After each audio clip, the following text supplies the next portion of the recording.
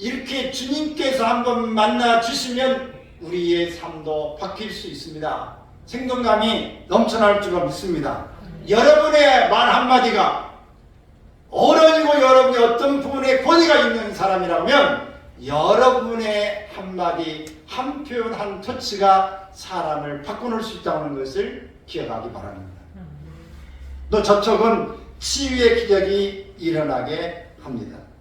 나병 환자는 접촉을 통해서 치유의 기적을 경험합니다. 육체적인 치유를 넘어 상한 마음까지 치유를 받았습니다.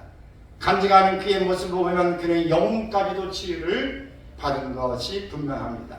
우리나라에 이 컴퓨터를 가지고 있는 그런 사람이 엄청 많은데 휴대폰은 거의 100%예요. 왜냐하면 마트에는 데는 없겠지만 유치원에 가도 거기가 이 핸드폰을 주고 있고 한 사람이 몇 대씩 가지고 있으니까 보급률이 엄청 빠르고, 대한민국은 이 인터넷 속도가 이 컴퓨터 또 핸드폰에 이 다운로드하는 이게 다 내려받는 것이 세계 제일 빠릅니다. 대한민국은 최고의 1위가 엄청 많아요. 자살률도 최고, 음주율도 최고, 교통사고율도 최고, 성형수술도 최고, 그냥 여참에 여름 말하면 다 최고예요. 그래 많은 사람들은 이 접속의 신비에 쌓여져 있어요. 이런 것도 있어? 지금도 지하철이나 버스나 다 보면 다 유튜브 보고 있어요. 너도 나도 다 봐요. 드라마 안 보면은 이래 또 K-팝을 보거나 한순간의 접속으로 무한한 사람과 공간이 이어지는 그런 경험을 지금 하고 있습니다.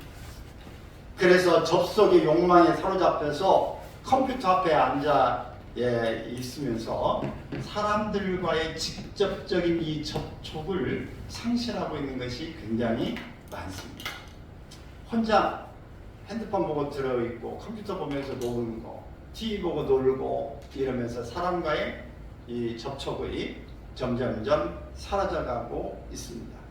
그러나 핸드폰의 이런 것들을 통해서는 우리가 마음이 여전히 공허합니다. 인간에게는 접속보다 접촉이 더 필요하기 때문에 그렇습니다. 글로벌 시대, 저도 핸드폰에 챗봇 AR에 GPT라고 하는 이것을 하나 내려 받아놨어요. 하도 요즘에 나오길래 뭐 어떤 기능이 있나 하고 지금 어플 하나 깔아놨는데 부처 이용을 못 해봤어요.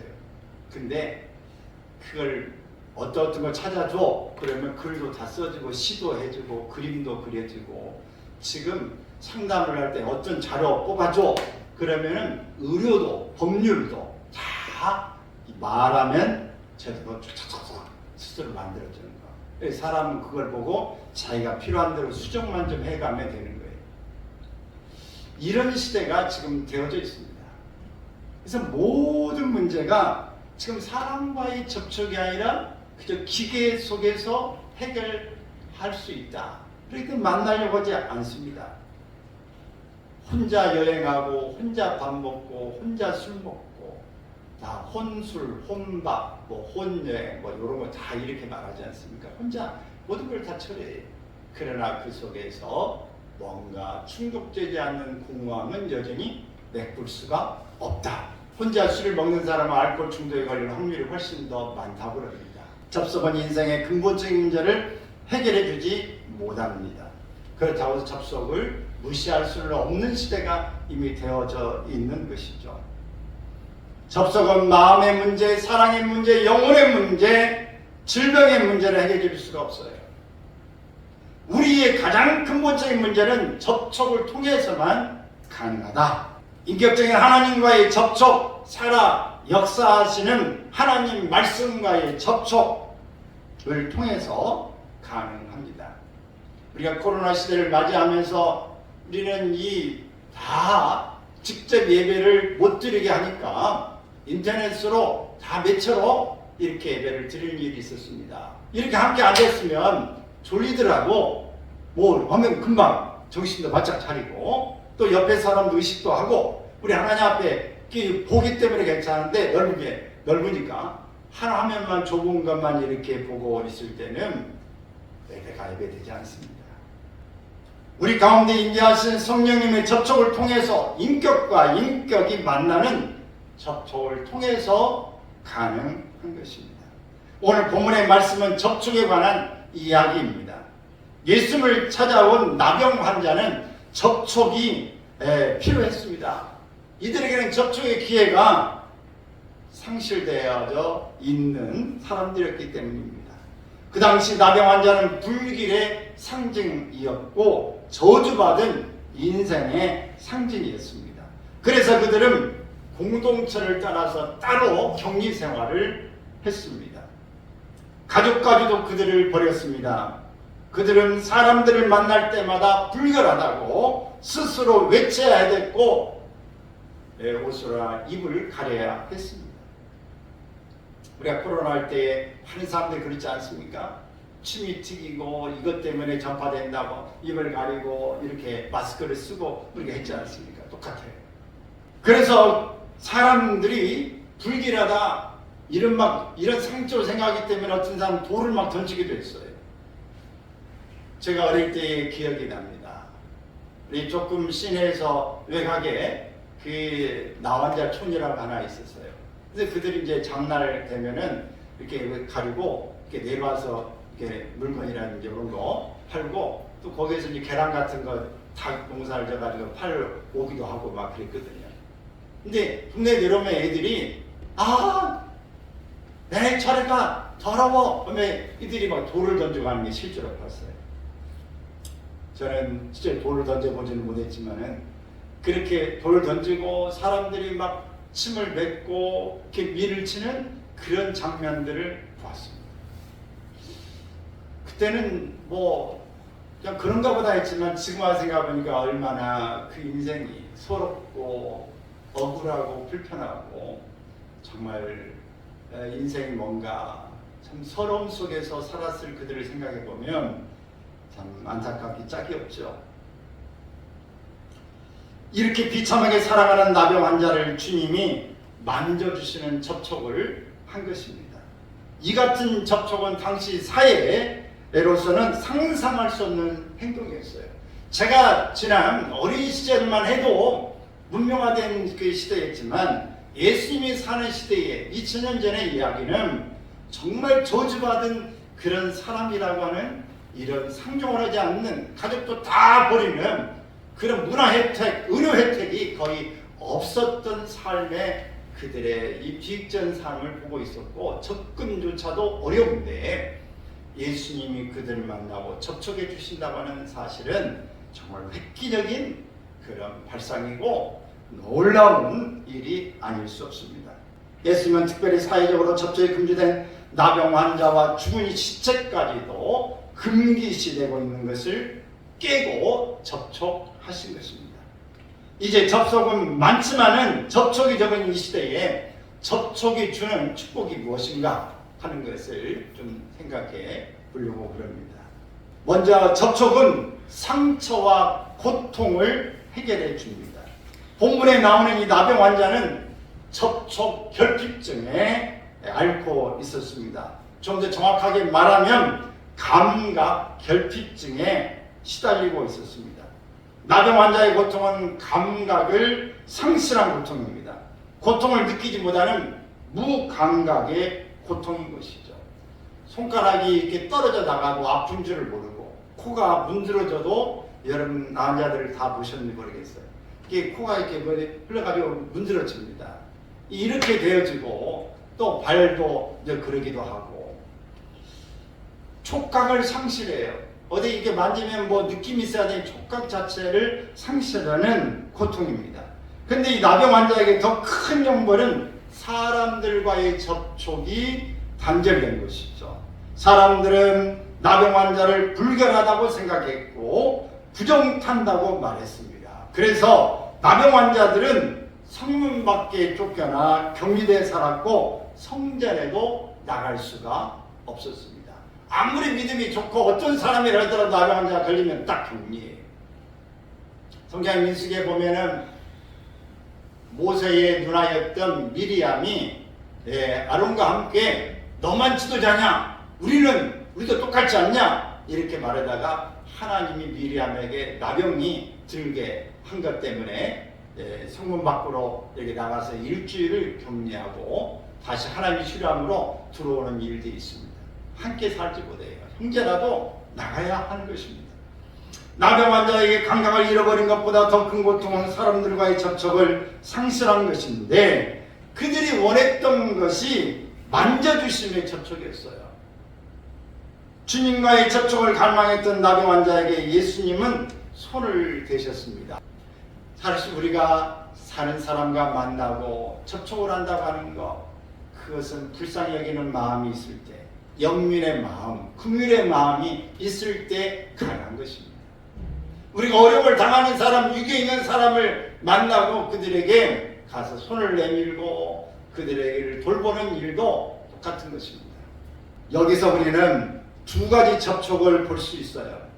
하나는 육체적인 접촉이고 또 하나는 언어의 접촉입니다.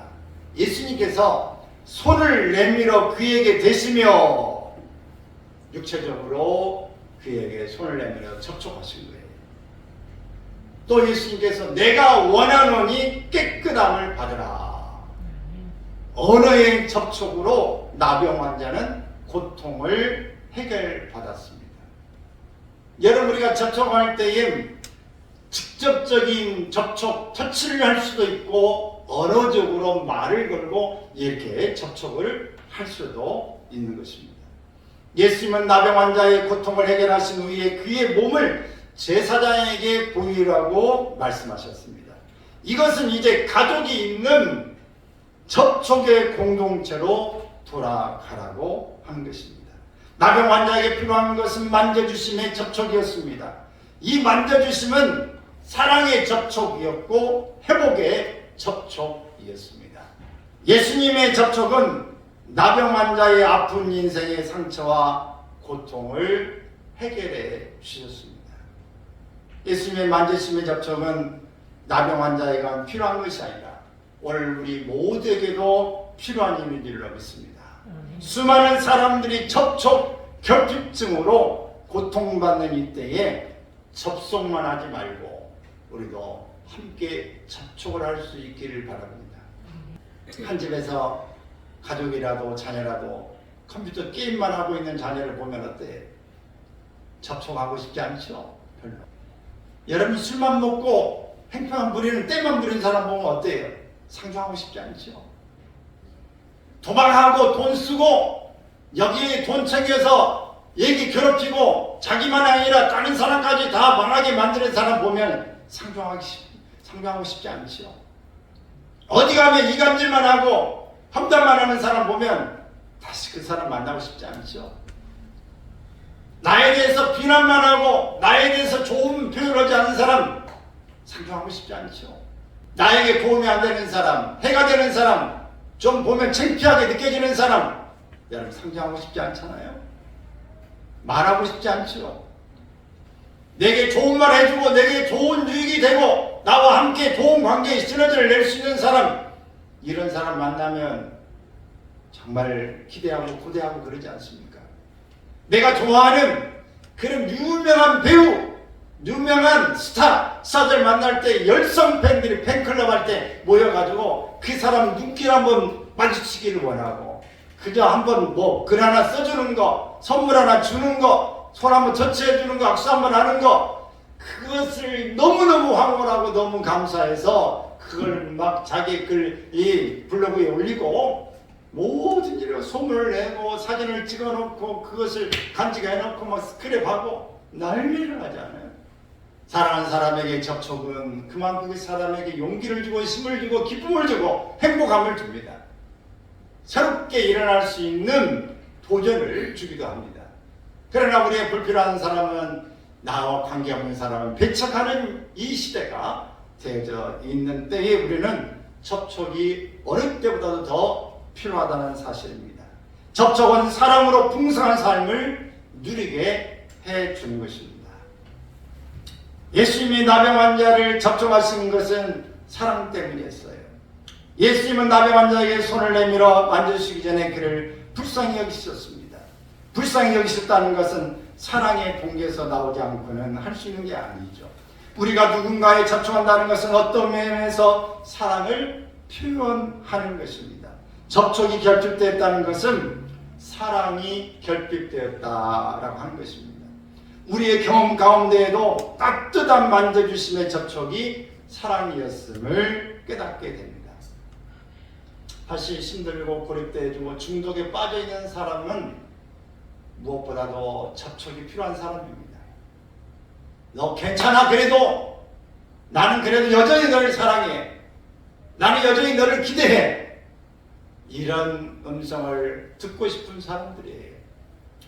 게리 체프만이라고 하는 사람이 쓴 5가지 사랑의 언어라는 유명한 책에 보면은 육체적인 접촉의 언어가 있습니다. 그는 접촉이 결혼 생활에서 얼마나 중요한지를 설명하면서 육체적인 접촉이 읽어볼까요? 매우 중요하다. 손을 잡아주거나 키스를 하거나 안아주는 것은 배우자에게 사랑을 전달하는 수단이 된다. 특히 어떤 이에게는 육체적인 접촉이 없으면 사랑을 느낄 수가 없다. 육체적인 접촉을 할 때 그 사랑의 그릇이 가득 차게 되어 배우자의 사랑을 흠뻑 느끼게 된다 라고 기록했어요. 동물학자인 이 데스몬드 이 모리스라고 하는 사람도 이런 이야기를 했어요. 시작. 한 번의 친근한 육체의 접촉은 사전에 담긴 아름다운 단어들을 모두 망라한 사랑의 표현보다 더 강렬하다. 정서적 느낌이 육체의 느낌으로 전해지는 일은 정말 신비로울 뿐이다. 이렇게 이야기했어요. 육체적인 접촉이 관계를 형성하기도 하고 파괴하기도 한다는 사실을 강조하고 있습니다. 간혹가다가 길에서 보면 중고등학생 이럴 때 법안한 애들이 그냥 길에서 버스 정류장 옆에 보면 둘이 꼭 껴안고 이렇게 얼굴을 쳐다보고 있는 것을 보면 여러분들이 벌써 육체적인 관계를 가졌구나 그런 것을 짐작하게 됩니다. 바로 이 접촉은 오늘 모든 것들을 다 주변을 보지 않고 그 사랑에 빠지게 만들어요. 오늘 이런 정말 하나하나의 접촉적인 이 동물도 정말 안고 사랑을 이렇게 깊이 주는 그 사람을 진짜 나를 사랑하구나 라고 동물도 그렇게 느껴요. 사람도 마찬가지. 예수님은 접촉의 사랑을 표현하는데 얼마나 중요한지를 아셨습니다. 사람들이 자녀들을 예수님께 데려와 만져주시기를 원하자 그들을 안고 그들을 위해 안수하고 축복해 주셨습니다. 마가복음 10장 13절 16절에도 그 부모들은 이 자녀 예수님께 가서 한번 안아주셨으면 좋겠다. 여러분 부모들이 다 그러지 않습니까? 선생님에게 특별한 좀 사랑을 받았으면 좋겠다. 대통령이나 어디 장관이나 또 어디 시장이나 이런 분들 만나서 사진 한번 찍고 안아주고 이렇게 한번 만져주면 얼마나 기쁨으로 막 자랑스럽고 영광스럽게 아는 일 아닙니까? 학교에서 선생님이 특별하게 그 아이를 한번 안아줬다든지 교장 선생님이 와서 너 이리 와봐라 그래서 이야기해서 칭찬했다면 얼마나 큰 위안이고 기쁨이 되겠어요. 예수님은 이 사실을 아세요. 만나주시고 접촉해 주었습니다. 집에서도 부모가 정말 사랑 속에 터치해주는 만져주는 일만을 통해서도 자녀는 큰 힘을 얻고 용기를 갖게 되는 줄로 믿습니다. 교회에서 지금은 많이 그런 생각이 떠나가지만 목회자가 한번 터치하고 손 대고 기도해 주는 것들이 얼마나 힘이 되고 그것을 원하는 사람들이 많은지. 큰 교회는 사실 이 다임 목사 한번 악수하는 것 터치받고 신방받는 것 자체가 어렵습니다. 그래서 한번 그렇게 받는 것들을 기대하고 정말 식사 대접 한번 하는데 큰 교회에서는 순서를 못 써요. 밑에 중직이 아니면 할 수가 없어요. 그래서 정말 기대합니다. 물론 일반적인 교회는 장교회들은 뭐 그런 거라고는 거리가 멀지만 그런데 오늘 우리가 이렇게 접촉하는 일, 사모하는 사람들에게 있어서는 이게 얼마나 큰 힘이 되는지 모릅니다. 접촉한 사랑으로 풍성한 삶을 누리게 해요. 그래서 그 기쁨으로 기분으로 영원한 마음속의 추억을 선한 영향력을 가지고 그 선생님이 나를 어릴 때에 만나주시면 너는 큰 인물이 될 거야. 이 한마디가 그를 살리고 그를 높일 수 있는 기회가 되겠다고 말합니다. 맨날 말씀만 피우고 어딜 가든지 너는 없으면 좋겠다. 그는 얼굴이 새카맣게 한쪽에서 있는데 선생님이 가다가 너는 참 마음에 이 고생을 많이 한 것 같구나. 이 한마디를 들었는데 그 이야기를 들으면 눈물이 줄 회개의 마음을 가지고 하나님 내가 잘못 살았습니다. 그 뒤부터 밖에서 위대한 사람으로 성장했다고 하는 간증이 있어요. 여러분 오늘 한 사람의 그 인자의 한마디가 사람을 살립니다. 여러분 이렇게 주님께서 한번 만나 주시면 우리의 삶도 바뀔 수 있습니다. 생동감이 넘쳐날 줄 믿습니다.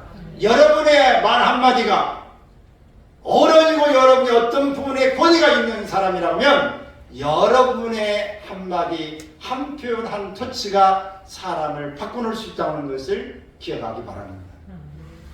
또 접촉은 치유의 기적이 일어나게 합니다. 나병 환자는 접촉을 통해서 치유의 기적을 경험합니다. 육체적인 치유를 넘어 상한 마음까지 치유를 받았습니다.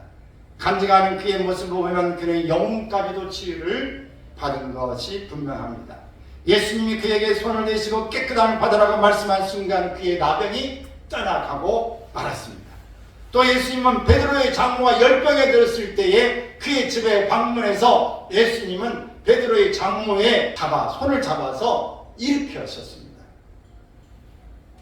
예수님은 병을 고치실 때 안수하셨고 제자들에게도 안수하고 병을 고칠 것을 말씀하셨습니다.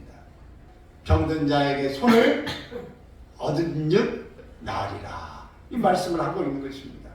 안수 기도를 했다는 것은 접촉이 있었다는 것이죠. 접촉을 통해 하나님의 능력이 몸으로 전달되어서 치유의 기적이 일어난 것입니다. 베세다의 맹인을 치료하실 때도 여러 번 안수해서 그 환자들을 고쳐 주셨습니다.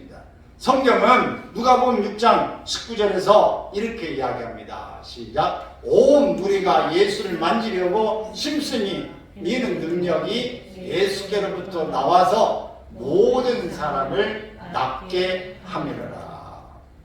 그래서 병으로 고생하는 자들이 예수를 접촉하고자 예수님께 몰려온 것입니다.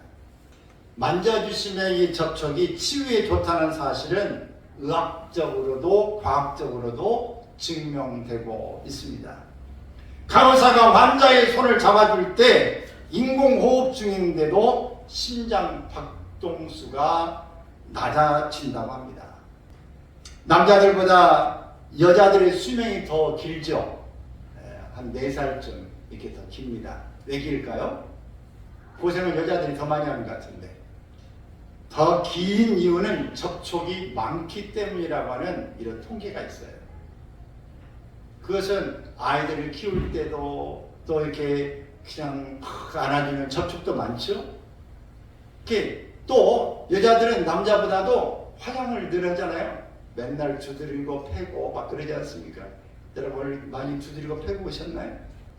네, 그러면 내 몸을 자꾸 접촉하고 이렇게 터치하는 일들을 통해서 나를 보고 이렇게 관심을 갖지 않았습니까? 나에 대해, 외모에 대한 이 일이 바로 더 수명을 길게 만든다고 합니다.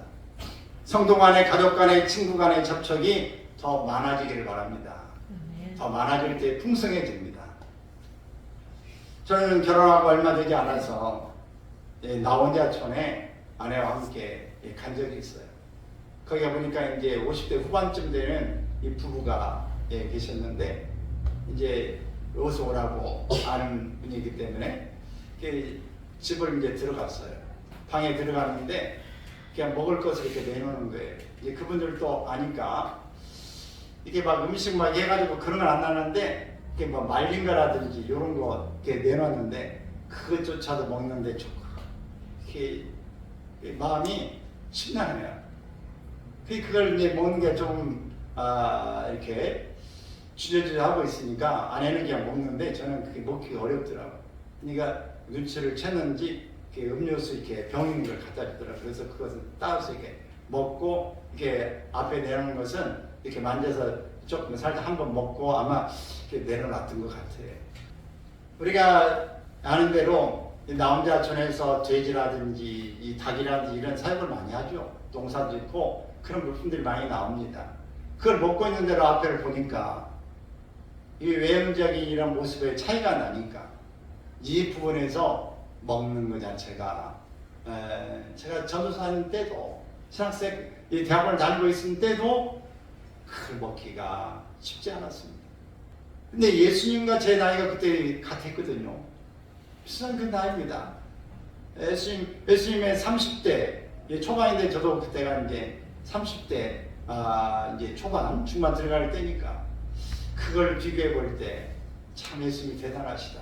그 시대의 벽을 깨고 이렇게 행동할 수 있다는 건 역시 다르구나. 사랑하는 여러분, 지금도 우리는 사람을 외모로 판단하고 정죄하거나 편견을 두고 접촉을 꺼리는 것이 없는지 돌아봐야 합니다. 여러분, 좋은 옷을 입은 사람과 그냥 안 좋은 좀 냄새나는 옷을 입은 사람 우리 차이 볼 때 여러분 편견 없으십니까? 여러분 접촉 좀 냄새나고 하는 사람하고 옆에 악수하자고는 하시겠습니까? 오늘 우리는 외형적으로 편견이 많다고 하는 것을 부인하기는 어려울 것입니다. 어쩌면 우리는 다른 사람들을 정죄하고 편견을 두고 접촉을 꺼리는 그런 일을 하기에 앞서서 우리 자신을 한번 살펴볼 필요가 있습니다. 어쩌면 우리는 운이 좋거나 축복을 많이 받았거나 부모의 혜택을 받았거나 환경에 그런 혜택을 그들보다 더 먼저 받고 더 많이 받았는지도 모릅니다. 그렇기 때문에 우리가 그들과는 좀 다른 지식도 가지고 있고 환경에서 내가 지금 그들보다 좀 나은 삶을 살고 있는지도 모릅니다. 마음의 접촉이 일어나기를 바랍니다. 그 사람들과도 편견 없이 다가갈 수 있기를 바랍니다. 하나님의 말씀이 성경도 들고 요걸 성경에 읽어야지. 하나님께서 말씀하시되 그냥 성경을 보고만 읽지만 하지 말고 오늘 하나님과의 접촉이 있기를 바랍니다. 하나님께서 나에게 말씀하시는구나. 기도도 기도해야지. 하나님 나왔어요. 아시죠? 땡큐. 감사합니다. 안녕히 계세요. 그냥 이런 거 혼자 중얼거리고 끝나지 말고 하나님과 접촉을 되길 바랍니다. 주거니 받거니 느낌을 갖길 바라요. 예배도 그냥 들어왔다만 아니라 하나님 오늘 나에게 말씀하시는구나. 하나님 나는 어떻게 해야 될까요? 하나님과의 예배에 이 접촉이 있어지길 바라요. 사람과의 관계도 그냥 스쳐 지나가는 관계가 아니라 진정한 접촉이 일어나기를 바랍니다. 접촉이 이루어지면 치유의 기적이 일어납니다. 우리의 마음이 풀려지고 생각이 풀어지고 새로운 계기를 맞고 기적을 체험하게 됩니다. 이 시간 주님께 옷자락만이라도 내가 만지기를 원하는 그런 심정으로 만지면 치유가 일어납니다. 12의 혈루증이 있는 사람도 나왔어요. 내가 예수를 만나고 싶다고 뽕나무 위에 올라갔던 그런 세리도 마찬가지로 삭개오도 예수를 만나고 변화가 일어났습니다. 예수를 만나고 싶은 간절함이 일어나기를 바랍니다. 접촉하기를 바라면 주님을 반드시 만나 주시는 줄 믿습니다. 오늘 내가 나 된 것은 그냥 된 게 아닙니다. 하나님의 은혜로 된 거예요. 그러나 지금보다 더 성장하고 성숙하고 더 주님 앞에 치유되고 온전한 사람으로 바꾸어 가기를 원한다면 더 주님의 간절한 접촉을 사모하시길 바랍니다. 우리가 이 성경에 보면 요한복음 또 요한 1, 2, 3서 또 요한계시록 5권을 쓴 사도 요한을 볼 수 있는데 이 사람은 사랑의 사도라고 이야기해요. 그리고 예수님의 품에 안겼던 사람이라고 이야기하고 마지막까지 순교했던 가장 오래 살았던 그런 사도 중에 하나입니다. 근데 요한이 처음부터 그런 사람은 아닙니다. 그는 세베대의 아들이라고 말하고 그의 형제가 있어요. 야고보와 요한은 형제가 아닙니다. 근데 이들의 별명이 뭐냐? 우레의 아들, 보아너게예요. 우레라는 거는 뭐예요? 그냥 성격이 부갑고 아주 급하고 뭔가 편협한 생각을 가지고 있다 그 말입니다. 온전하지 않아요. 그의 어머니 성격을 닮은 것 같아요. 그의 엄마 성격이 뭐냐? 치맛바람을 일으키는 극성스러운 어머니예요. 그래서 예수님이 위에 왕자가 올 때 하나는 우편에 좌편에 앉게 해주세요 라고 이야기했어요. 통계적인 심리학에 보면 극성스러운 부모 밑에는 공격적이고 편협적인 자녀들이 발생할 가능성이 많다. 이렇게 심리적으로 말을 합니다. 이 요한도 역시 보아노기 우리의 아들이라고 하는 성격을 가지고 있었어요. 그러나 예수님을 만나고 예수님이 계속 그에게 사랑으로 이렇게 접촉을 하면서 요한이 바뀝니다. 그러면 그는 가는 데마다 그거 줄 때까지 모든 메시지가 사랑의 메시지였다고 합니다. 그래서 왜 이렇게 사랑의 메시지 주제 하나밖에 안 합니까?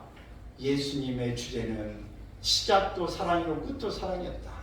그렇기 때문에 내가 할 얘기는 사랑밖에 없다. 이렇게 이야기했다고 합니다.